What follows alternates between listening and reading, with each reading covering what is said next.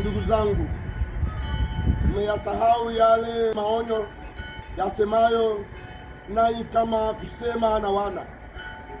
Mwanangu, usiyadharau marudia ya Bwana, wala usizimie moyo ukikemewa naye. Maana yeye ambaye Bwana ampenda humrudi, naye humpiga kila mwana amkubalie. Ni kwa ajili ya kurudiwa mnastahimili. Mungu awatendea kama wana. Maana ni mwana yupi asiyerudiwa na babaye?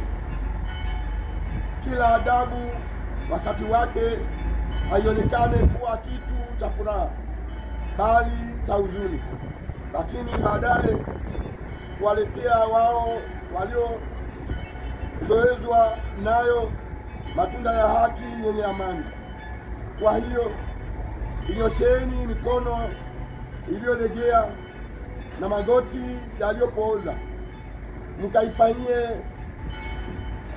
Mungu yenu njia ya kunyoka, ili kitu kilicho kiweke kisipotoshwe, bali afadhali kiponywe. Neno la Bwana.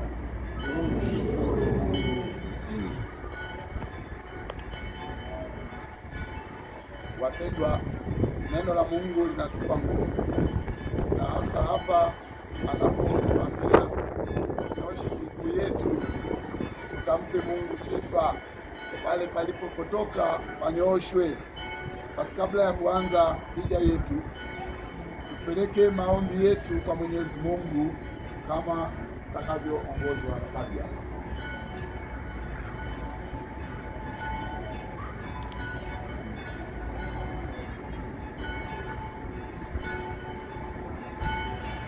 Baba, kwa imani tumuombe Mungu aliye mwanzo na mwisho wa hija yetu binadamu, tukisema: upende kutusindikiza katika safari yetu, Bwana. Upende kutusindikiza katika safari yetu, Bwana. Baba uliye mtakatifu, uliyejinyosha kuwa mwanga na kiongozi kwa taifa lako lililohiji jangwani, upende kutujalia ulinzi wako sisi tunaoanza hija hii, ili tushinde hatari zote na turejee kwa furaha nyumbani kwetu, Bwana. Upende kutusindikiza katika safari yetu, Bwana. Ulituonyesha mwanao pekee kuwa ni njia ambayo kwayo tunafika kwako. Utujalie tudumu kiaminifu katika kumfuata Yesu, Bwana. Upende kutusindikiza katika safari yetu, Bwana. Ulituonyesha Mama Bikira Maria kuwa ishara na mfano wa kufuata Kristo. Utujalie ili kuwa kumtazama yeye daima, tutembee vyema katika upya wa uzima, Bwana. Upende kutusindikiza katika safari yetu, Bwana. Wewe kwa njia ya Roho wako Mtakatifu unaliongoza kanisa linalosafiri hapa duniani.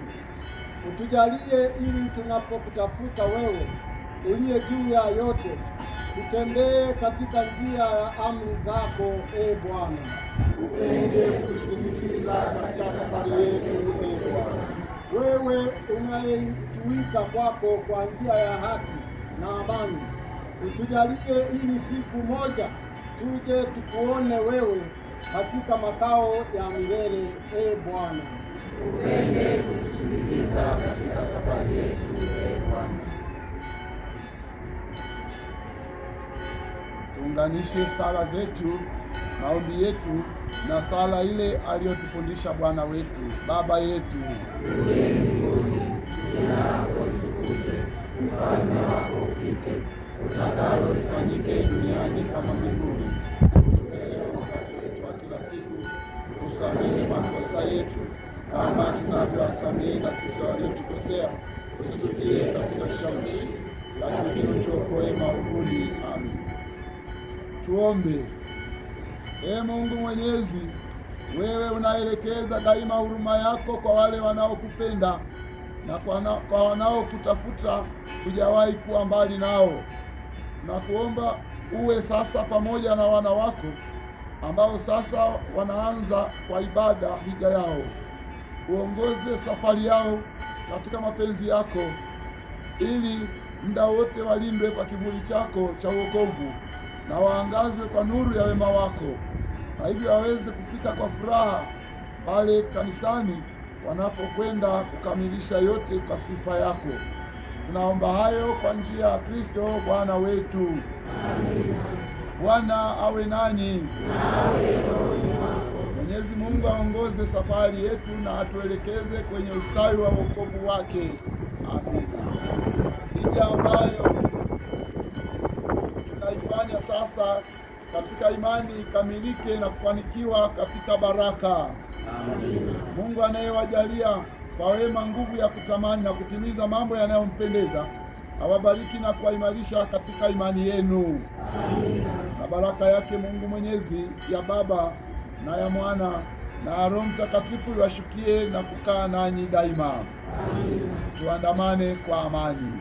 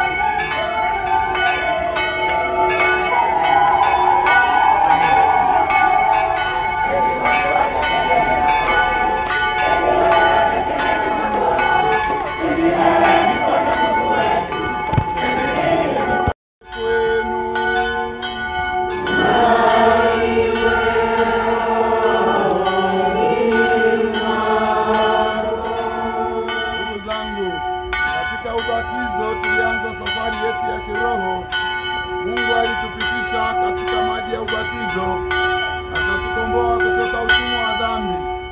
Tena anaendelea kutuongoza kwa nguvu ya Roho wake Mtakatifu katika safari yetu hapa duniani. Mwisho atatuingiza katika nchi ya ahadi, yaani uzima wa milele mbinguni. Safari yetu ya kuja kuhiji kutoka kanisa la Mtakatifu Francisco wa Asizi, parokia ya Wanjelwa, hadi hapa kanisa la Bikira Maria wa Fatima, inaonyesha nia yenu ya kumtafuta Kristo kwa uaminifu katika ile hija mlioianza katika ubatizo. Hija hii izidi kuwatakasa, muweze kuwa waaminifu kwa ahadi zenu za ubatizo. Baba yetu uliye mbinguni, jina lako litukuzwe, ufalme wako ufike, utakalo lifanyike duniani kama mbinguni. Utupe leo mkate wetu wa kila siku, utusamehe makosa yetu kama tunavyowasamehe na sisi waliotukosea, usitie katika kishawishi, lakini utuokoe maovuni. Salamu Maria, umejaa neema, Bwana yu nawe, umebarikiwa kuliko wanawake wote, na Yesu mzao wa tumbo lako amebarikiwa. Maria mtakatifu, mama wa Mungu, utuombee sisi wakosefu, sasa na saa ya kufa kwetu. Amina. Atukuzwe Baba na Mwana na Roho Mtakatifu, kama mwanzo na sasa na siku zote na milele. Amina. Moyo mtakatifu wa Yesu, utuombee. Bikira Maria wa Fatima, utuombee. Mtakatifu Yosefu, utuombee. watakatifu wote wa Mungu, utuombee.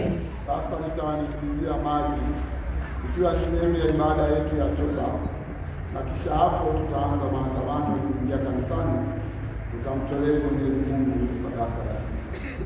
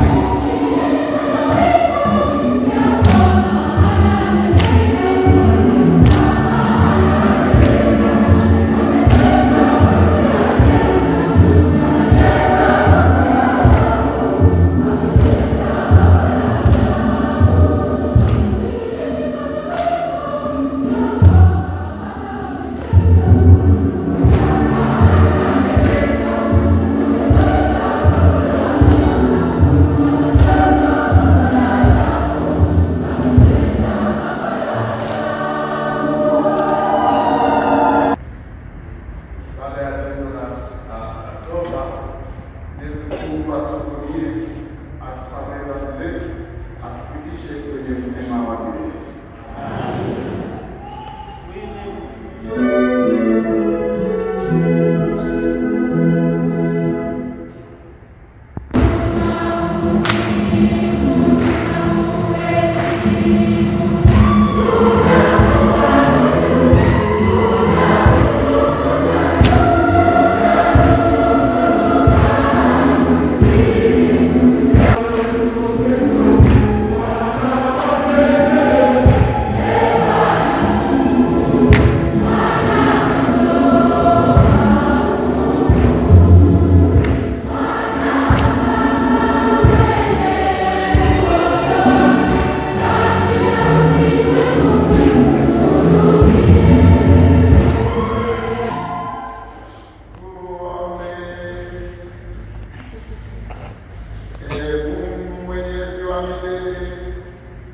Ulitimize daima fumbo la Pasaka ndani yetu, na hao uliopenda kuwafanya upya kwa njia ya ubatizo mtakatifu, uwajalie wazae matunda mengi kwa msaada wa ulinzi wako, na kuzifikia furaha katika uzima wa milele kwa njia ya Bwana wetu Yesu Kristo mwanao, anayeishi na kutawala nawe katika umoja wa Roho Mtakatifu Mungu milele na milele.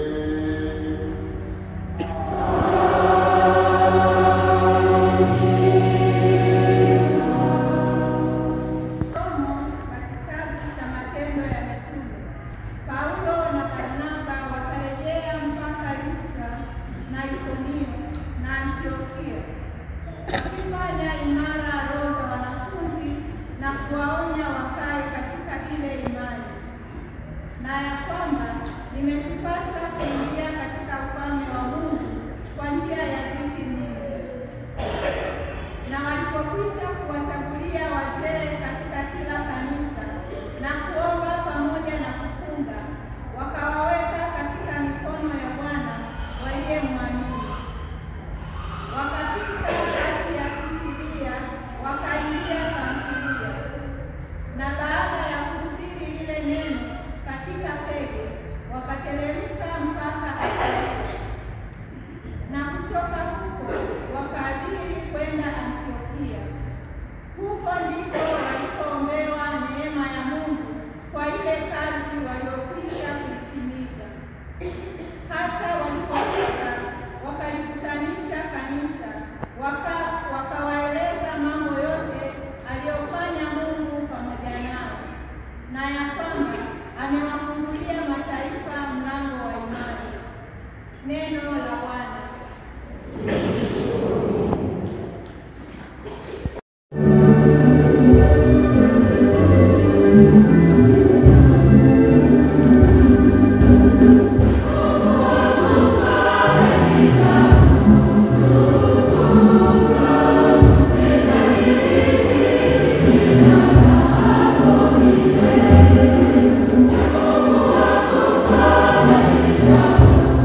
Amen.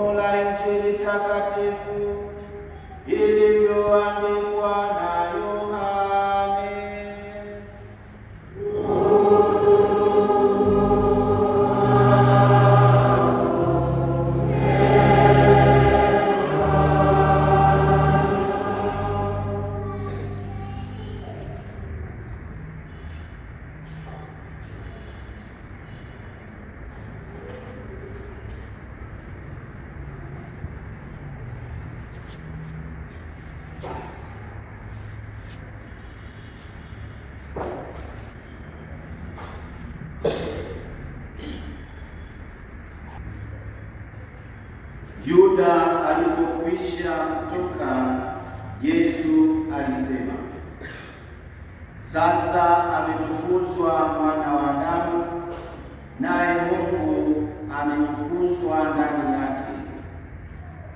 Mungu naye atamtukuza ndani ya nafsi yake, naye atamtukuza mara.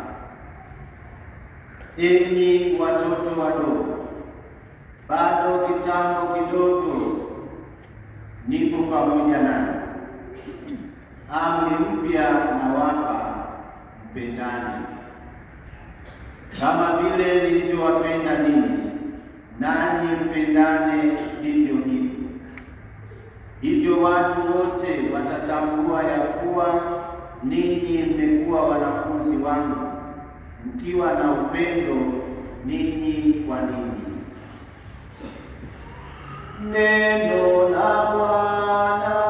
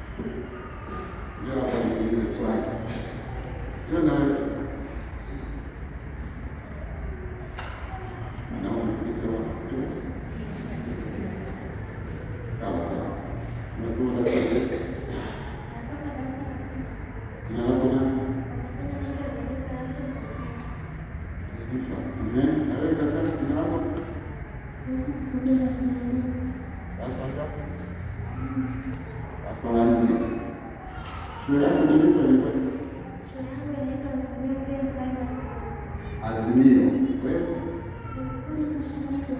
Magufuli. Sasa nataka mnijibu maswali mengi sana. Nitajie jina la Mwalimu Mkali kesho yako.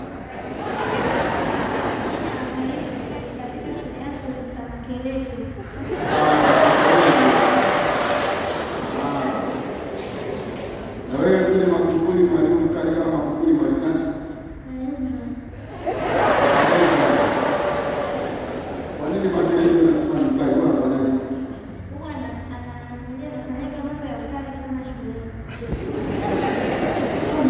Mambo ya ukali kama yapi?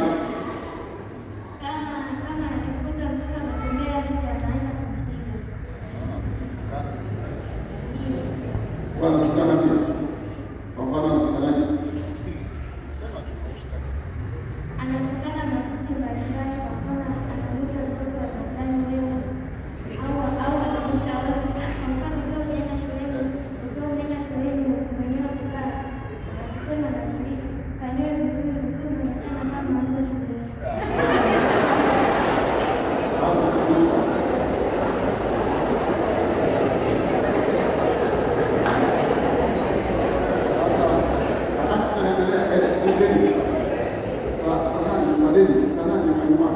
Kwa nini unamuita mkali? Wewe unafanya nini?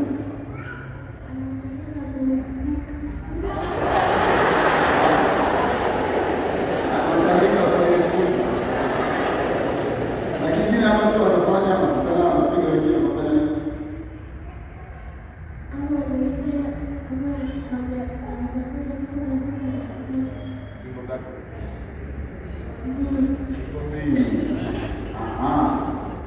Haya, tumalize. Sasa Jenifa, mwalimu unayependa kutoka shule kama nani? Mimi katika shule yangu mwalimu ninayempenda anaitwa Madam Tarimu. Madam Tarimu. Kwa nini unampenda? Kwa sababu ni mwalimu mzuri sana, alinifundisha sana mpaka nikaja kuelewa somo la sayansi.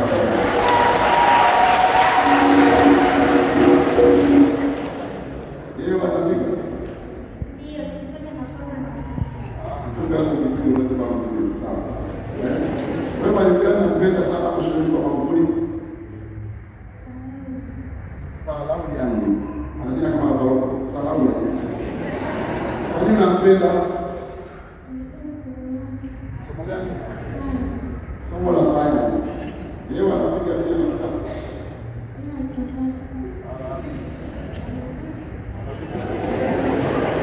asante, tunapigia makofi ya watoto wetu.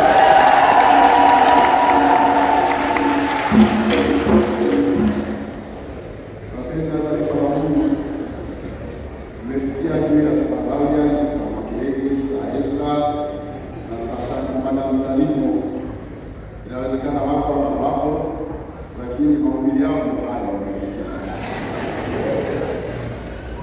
Kusudio letu la kuadhimisha misa hii ni kuhitimisha hija ya walimu, hija ya walimu wa Katoliki, hasa sio kwa Katoliki ambao wamependa kuungana na nani.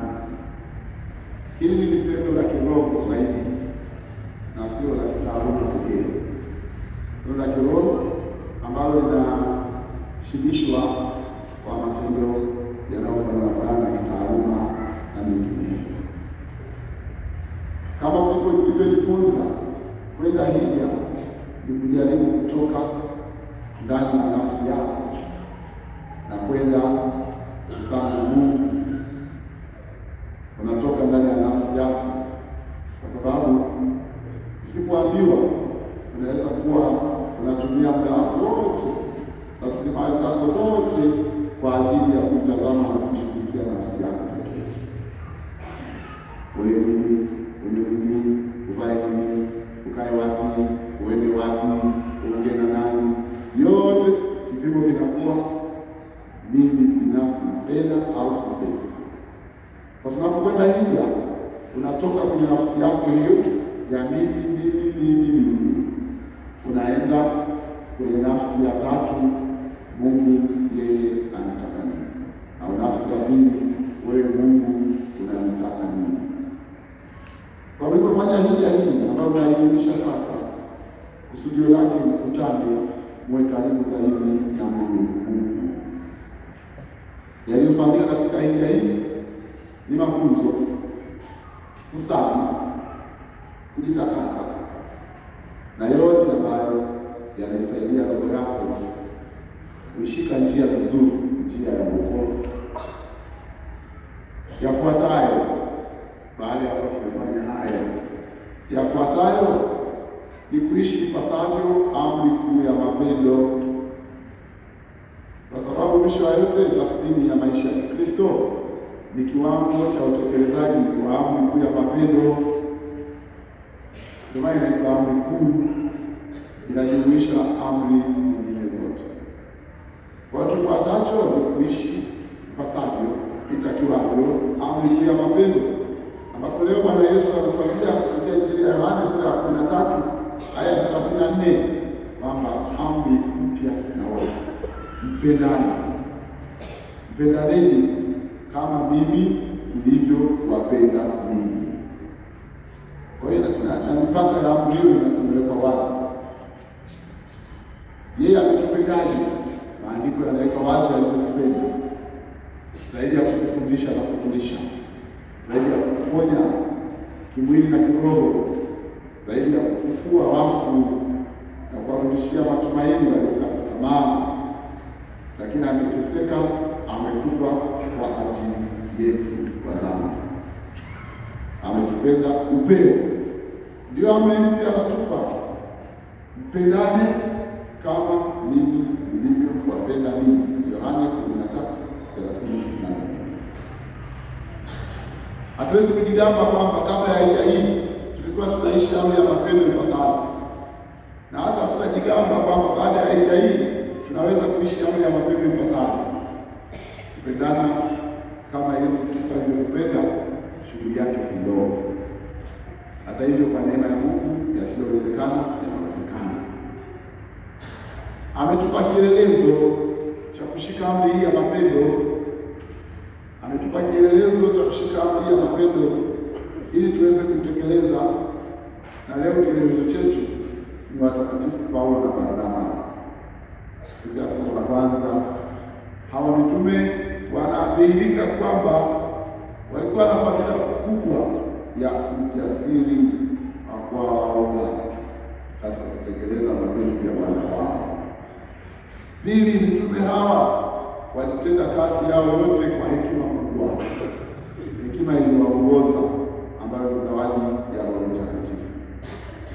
Tatu, mitume hawa wanaonekana kuwajali watu wengine, sio kutafuta nafsi zao wenyewe, lakini walikuwa wanawajali watu wengine. Wakawafikiria watu wasiokuwa Wayahudi, watu wasiojua Kristo bado, na wakaenda kuwafundisha juu ya Yesu Kristo ili wapate uzima wa milele. Kujali kwao kunaonekana kwamba hata hawakujali gharama itakayowapata kwa kuhakikisha wengine wanakuja upendo wa Mungu. Mitume hawa wanaonyeshwa kwetu kuwa ni kielelezo, kwa sababu kusudio lao ni kuwaimarisha wengine, sio kuwadhoofisha, kuwaimarisha wengine ili wasitetereke katika imani. Nia yao wabaki imara watu wote, hata wakati wa dhiki. Wanataka wadumu katika imani, wasikae katika imani kwa taratibu na kupotea. Tumeambiwa kupitia somo la kwanza, mitume hawa walipita kuwaimarisha wale ambao walikuwa wamehubiria kwanza, na wakawasisitizia wadumu katika imani, wasitoke kwenye imani ya Kristo. Zaidi wakawawekea viongozi, wakachagua viongozi wanaostahili ili waongoze.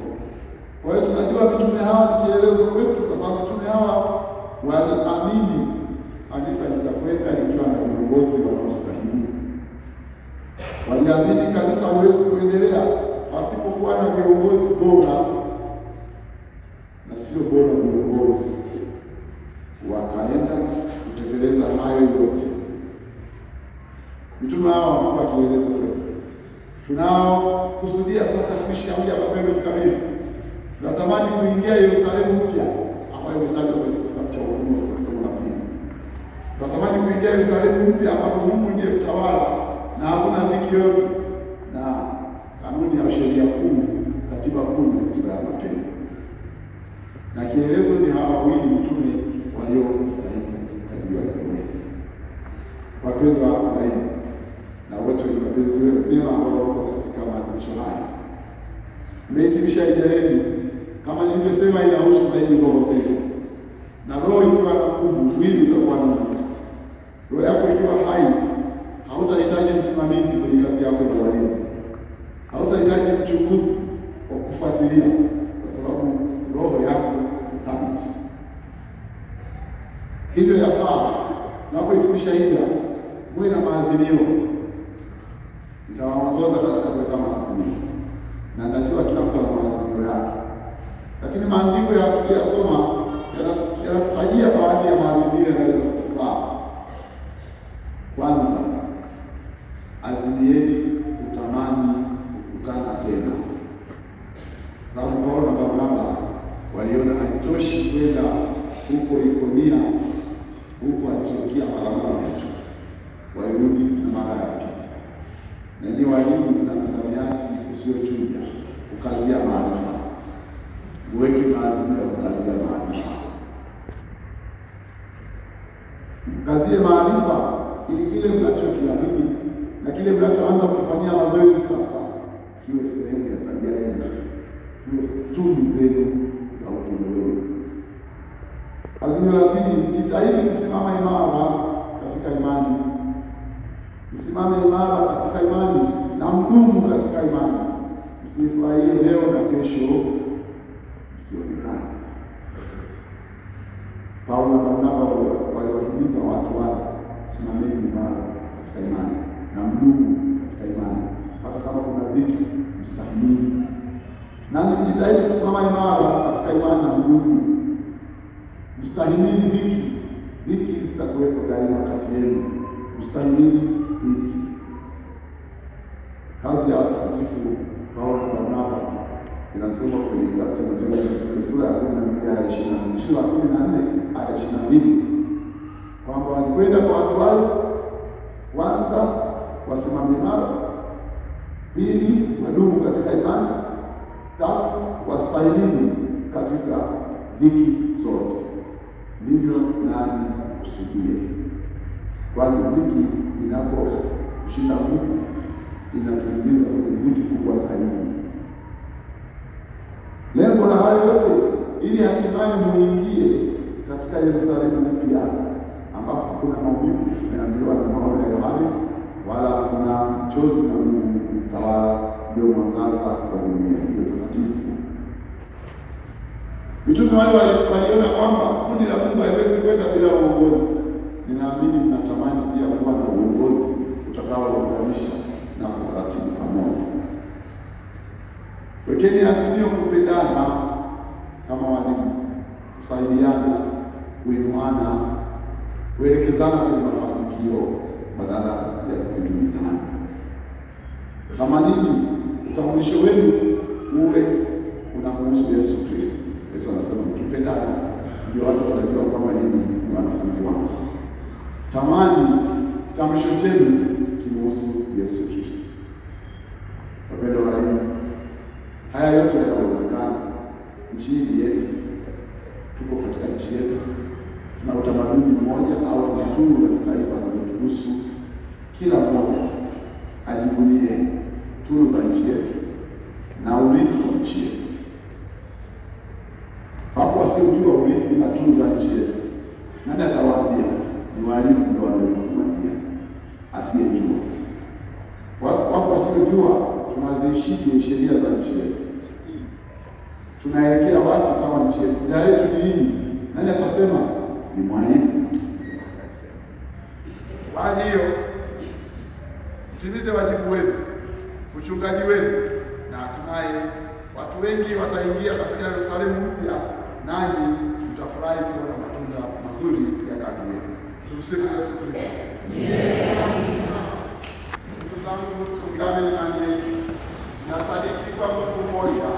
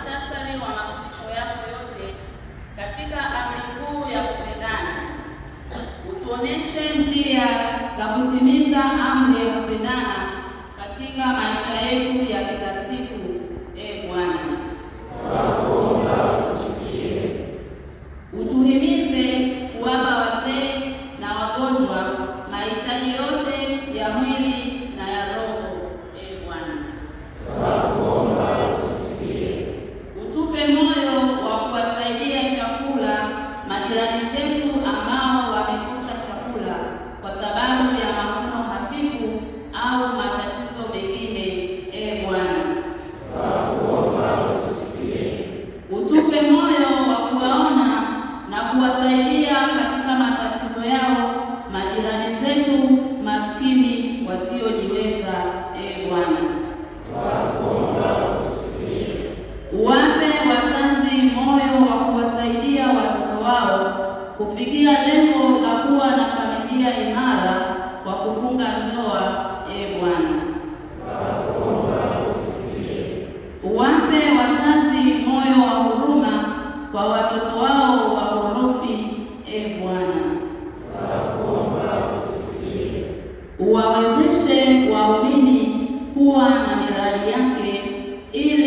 kulitegemeza kanisa. Bwana, tunakuomba usikie. Mungu Baba, tumeyasikia mafundisho ya mwana wako, lakini pengine tunachelewa kuyatimiza kwa matendo. Kwa matendo ya upendo, tuwavute watu wengi wajiunge na jamii ya waamini wa Yesu Kristo Bwana wetu, anayeishi na kutawala milele na milele. Amen.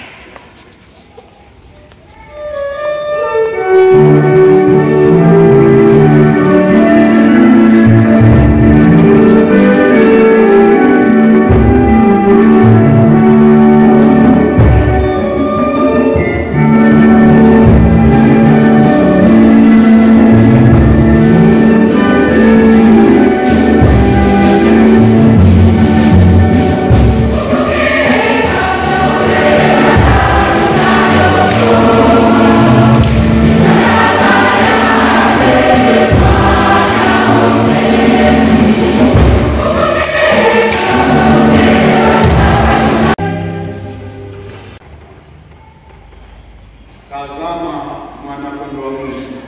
Tazama aondoaye dhambi za ulimwengu. Heri yako aliyeandikwa kwenye karamu ya mwana-kondoo. Bwana, sistahili uje kwangu, lakini sema neno tu, na roho yangu itapona.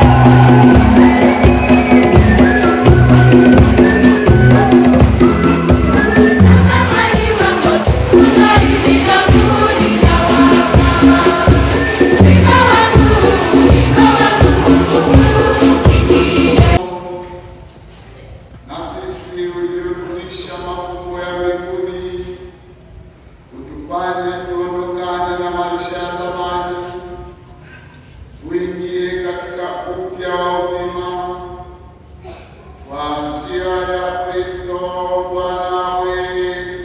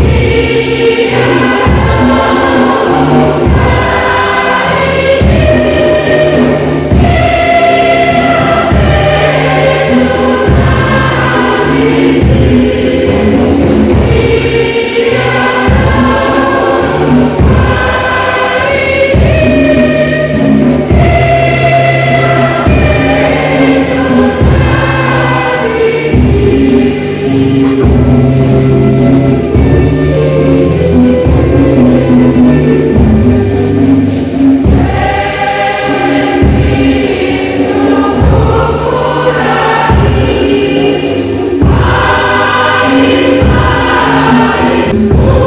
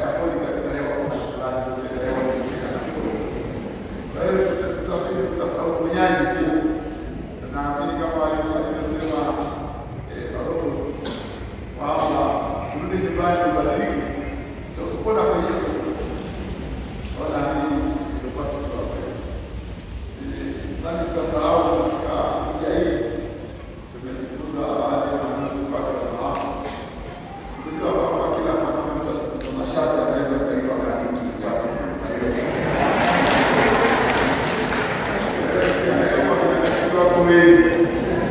Hiyo kusomea tu. Pia neno kutabasamulia. Bora neno zuri.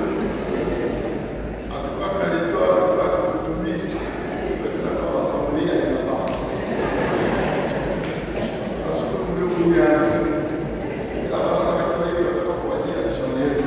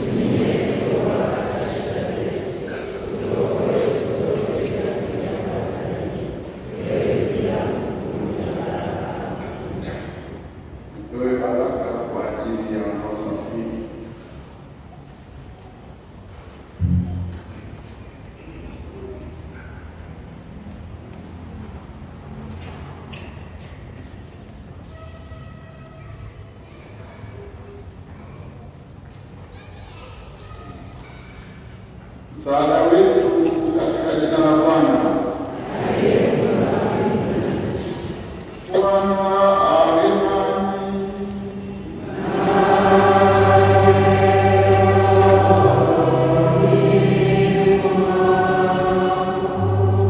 Tuombe.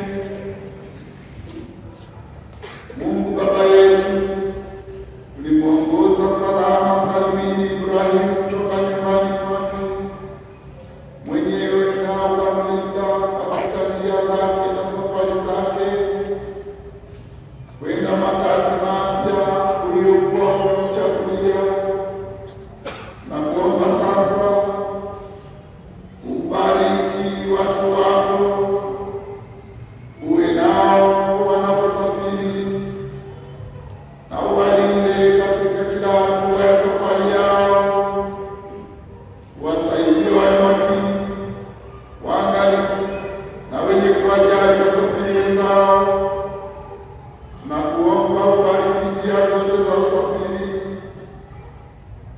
na uwakinge watu wako na hatari zote. Moyo Mtakatifu wa Yesu waongoze wafike salama kule waendako, na awasaidie usafiri kwa moyo wa upendo na uchaji.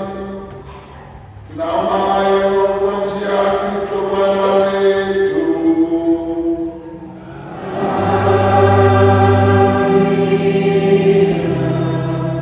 Moyo